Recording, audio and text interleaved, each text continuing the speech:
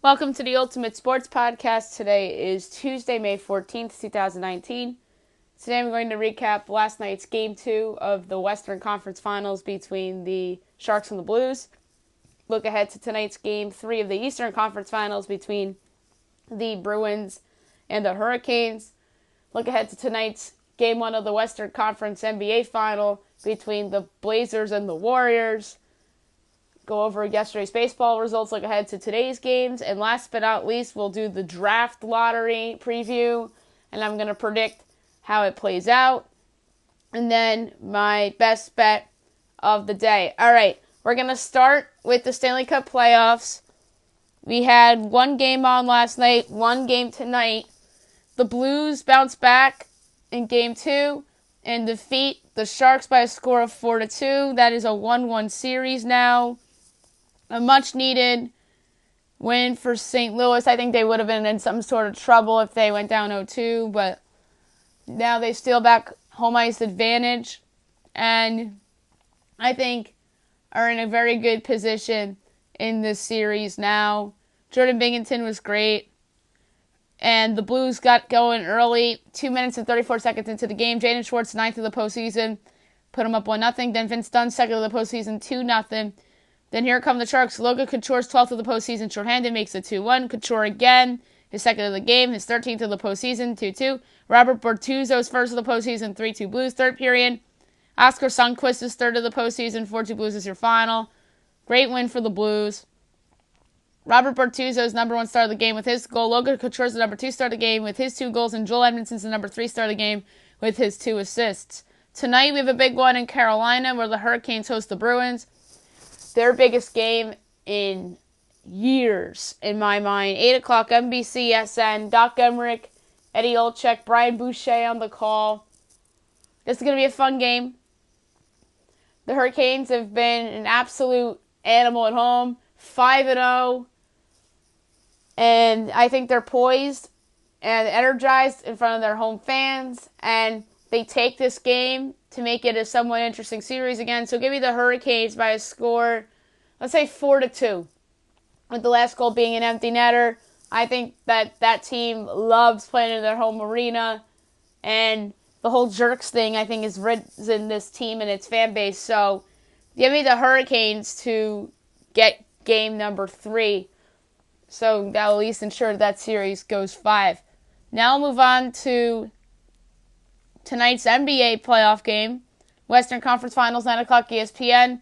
Trailblazers at the Warriors. Warriors are favored by 7.5. Mike Breen, Mark Jackson, Jeff Van Gundy, and Doris Burke on the call. This is going to be a really good game.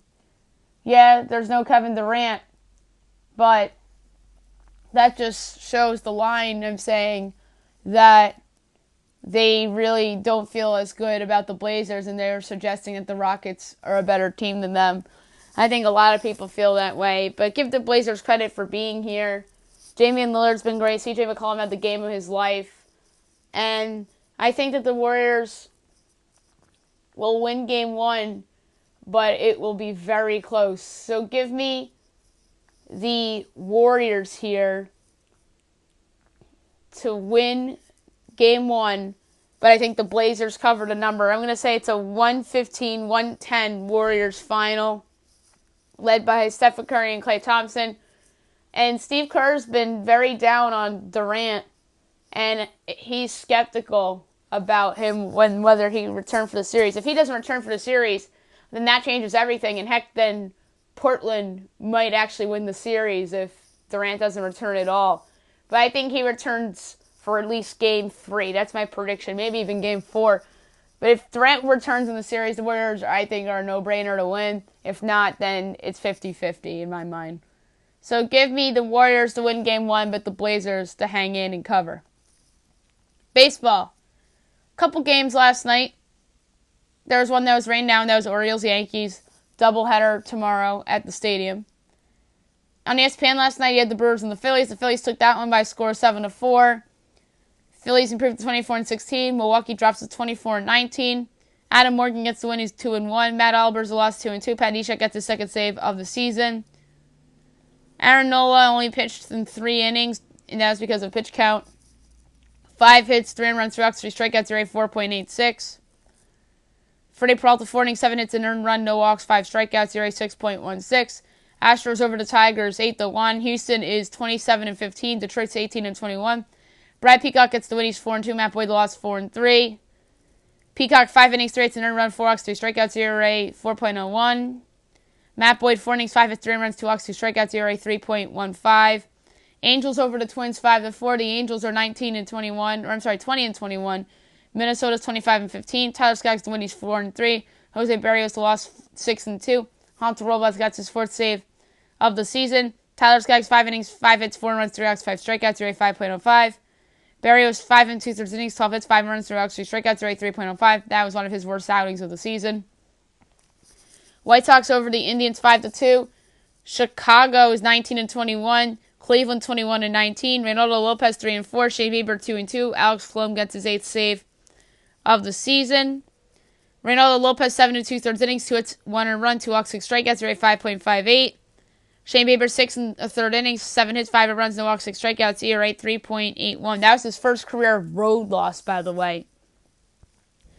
Diamondbacks over the Pirates 9-3. The Diamondbacks are 23-19. Pittsburgh's 20-18. Robbie Ray to win. He's 3-1. Nick Kingham lost 1-1. Robbie Ray 5 innings, 6 hits, an earned run, 2 walks, 6 strikeouts, ERA 3.14. Pittsburgh starting for them was Nick Kingham, 4 innings, 10 hits, 7 earned runs, a walk, 2 strikeouts, ERA 7.84. Mariners over the Athletics 6-5 in 10 innings. This was the game of the night last night. It was really entertaining. Oakland took the lead in the 10th inning. Then the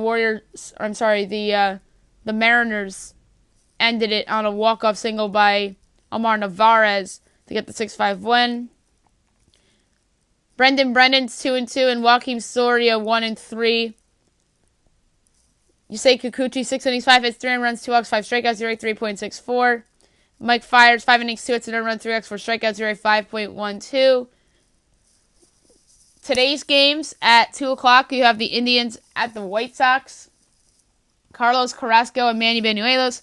Carrasco 3-3 at the 4.91. Banuelos 2-2 at the 6.67. 6:30 Orioles Yankees. Andrew Kashner and Jay Happ. Kashner 4-1 with the 4.25. Happ 2-3 at the 4.36. 6:40 Cubs Reds.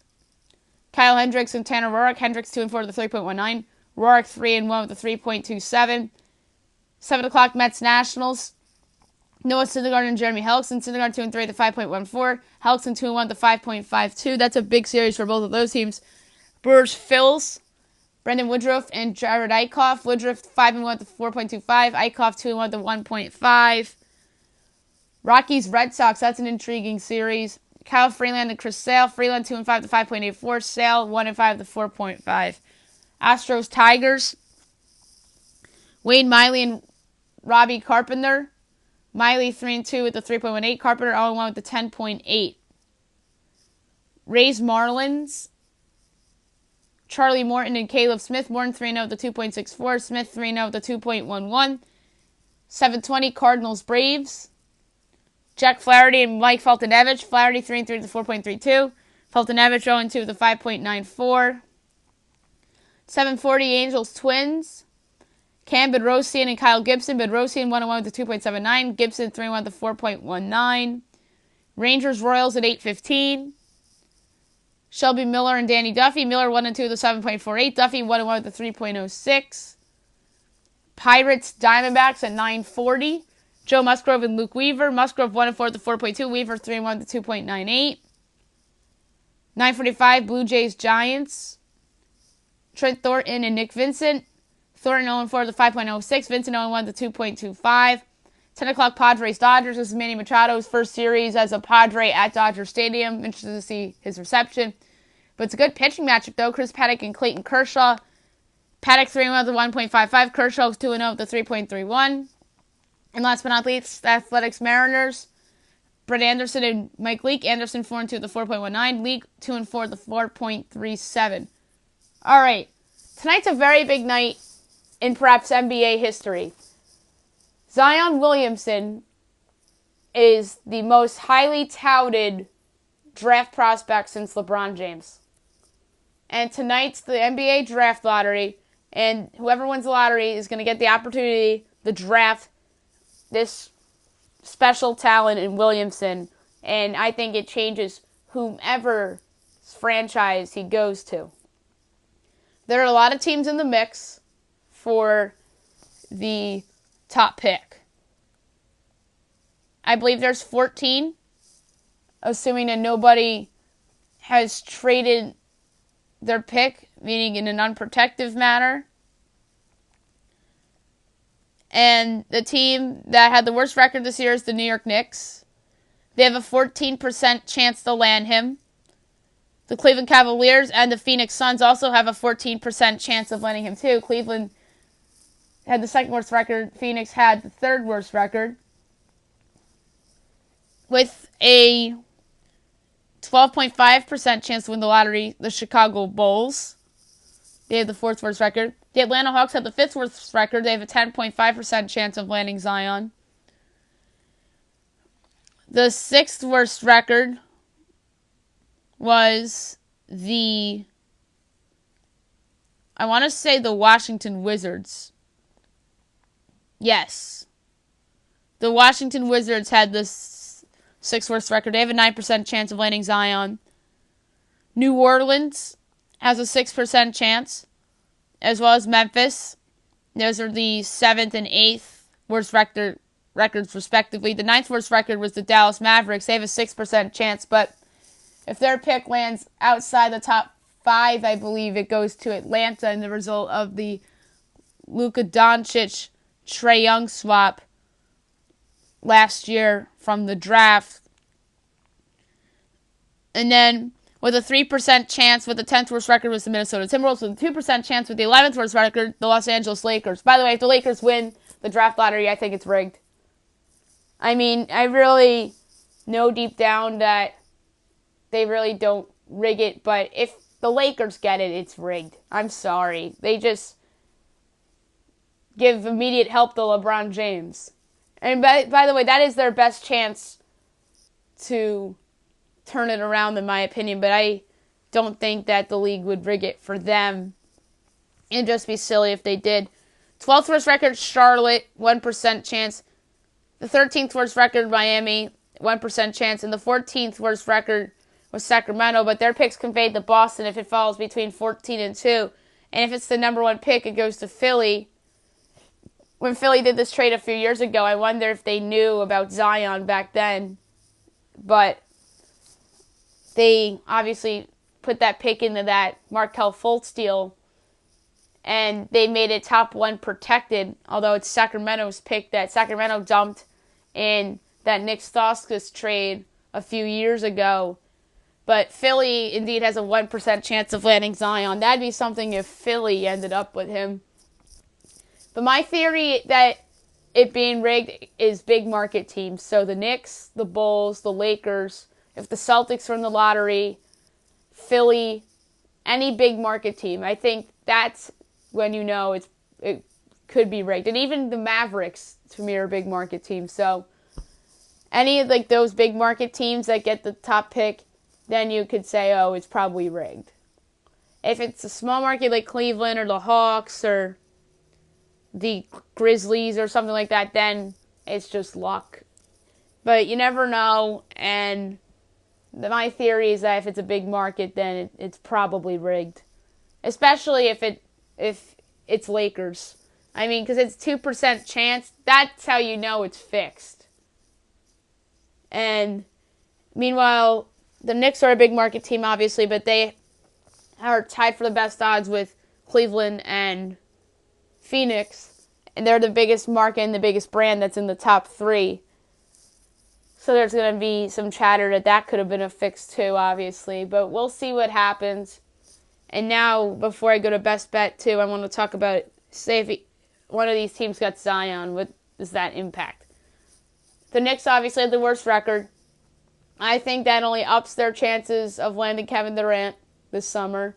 I think that Zion is somebody that's going to come in and give lift to that franchise regardless who they get this summer.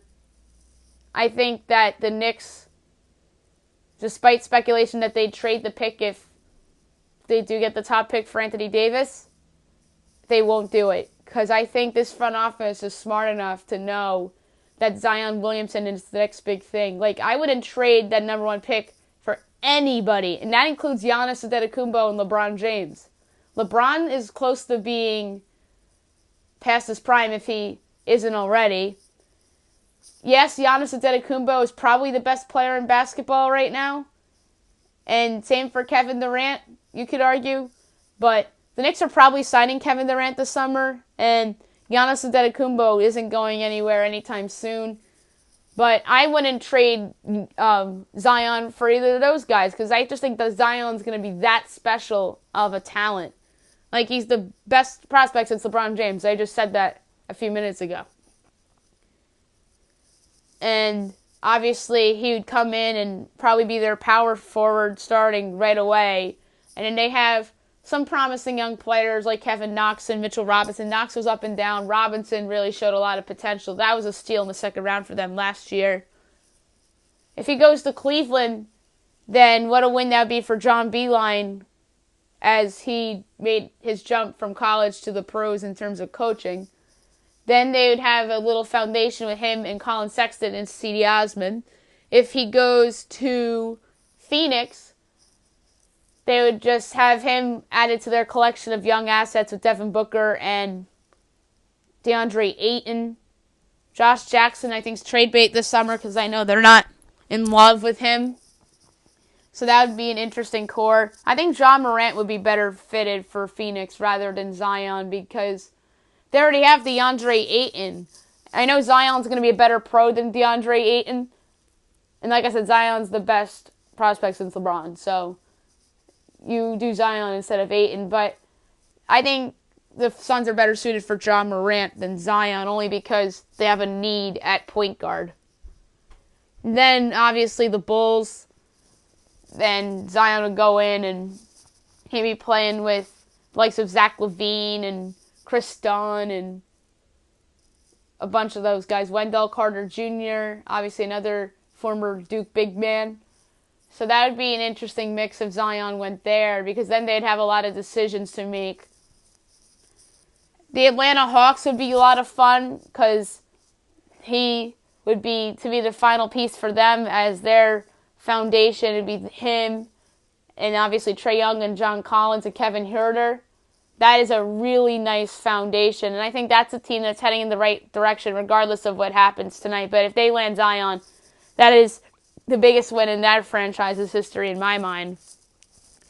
And then you have the Wizards, who are stuck with the awful John Wall contract, which is, I think, the worst contract in sports right now.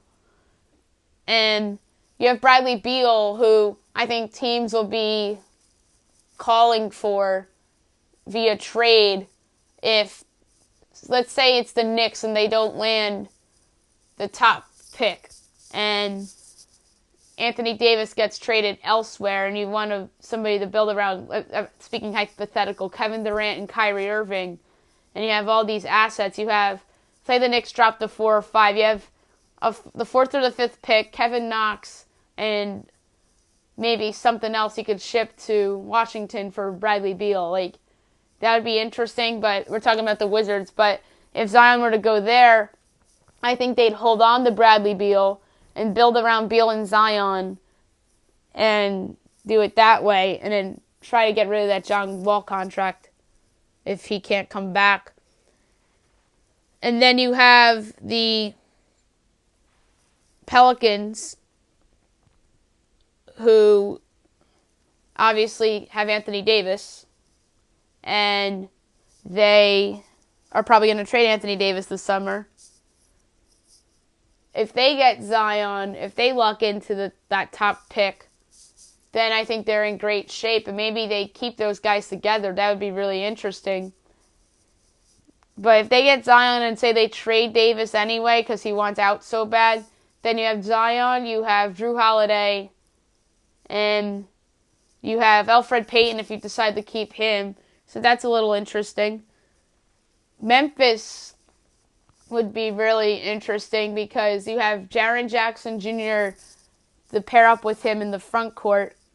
they are probably going to get rid of Mike Conley this summer. He's going to be another big name floating around if teams lose out on Kyrie Irving and whomever that are looking for point guards. So that would be interesting to see there with him and Jaren Jackson Jr. in that front court. That'd be cute.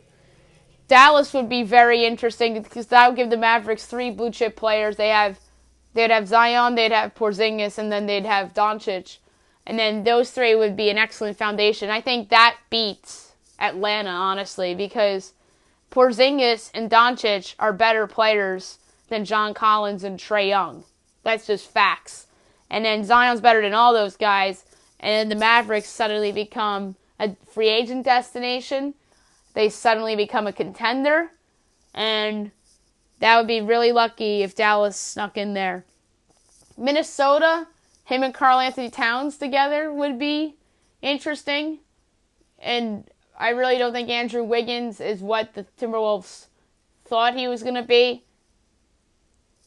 And then the Lakers, obviously, him and LeBron that would just break Twitter and break the internet. And like I said, that means it's fixed if he goes to the Lakers. The Lakers have a 2% chance. That'd be the biggest fix in NBA history if the Lakers won the draft lottery tonight. And I mean that, the biggest fix in NBA history. Although a lot of people are going to say the biggest fix ever was Patrick Ewing in the frozen envelope in the Knicks back in the mid-'80s. But that would top that in my mind. And then if he went to the Lakers, it'd be those guys and Lonzo Ball or Brandon Ingram or whomever stays, unless they package one of those guys for another star. And they obviously have the cap room to get somebody too. So the Lakers' outlook can change tonight if they somehow get into the top 3, especially if they get the top pick. Charlotte, like I said, 1% chance. I mean, if they win the lottery, that means that helps Kemba Walker's chances of staying in Charlotte. And they really don't have a piece to build around because I think Walker's probably going to leave and go to a team that is better suited to win. But if they land Zion, that helps his chances of staying.